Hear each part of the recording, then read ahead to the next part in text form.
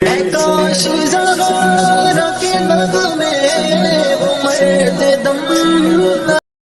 اللہ الرحمن الرحیم۔ ایک بھائی نے سوال کیا کہ حلال جانور کی اوجری اور آنتے کھانا یہ جائز ہے یا ناجائز ہے، اور اگر یہ جائز نہیں ہے تو پھر اس صورت میں اوجری اور جو آنتے ہیں ان کا پھر کیا کیا جائے۔ اس کا جواب یہ ہے کہ اوجری اور جو آنتے ہیں حلال جانور کی، چاہے حلال کی بھی ہیں پھر بھی یہ ناجائز ہیں، ان کا کھانا جائز نہیں ہوگا۔ اور اس کے لیے ایک مکمل رسالہ ہے اوجری اور آنتوں کا مسئلہ، تو اس پر یہ مکمل رسالہ ہے، اگر کسی بھائی نے مکمل تفصیل کے ساتھ پڑھنا ہو تو وہ پڑھ لیں۔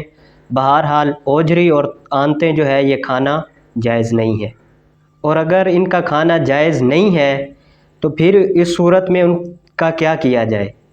دیکھیں، جو اوجری اور آنتے ہیں اگر ہو سکے تو کسی بھنگی وغیرہ کوئی ہو تو اس کو دے دیں، اور اگر نہیں ہے تو پھر اس صورت میں اوجری اور آنتوں کو دفن کر دیا جائے گا۔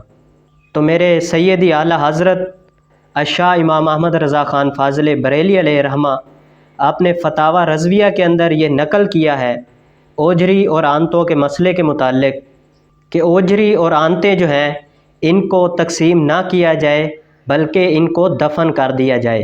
یہ ان کو اعلیٰ حضرت علیہ رحمہ نے فتاوی رضویہ کے اندر مکروہ لکھا ہے۔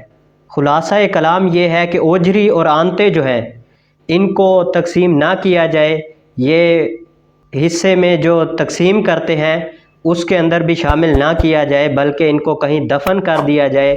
اگر ہاں کوئی بھنگی آ جائے تو اس کو دے دیا جائے، اس میں منع کرنے کی حاجت نہیں ہے۔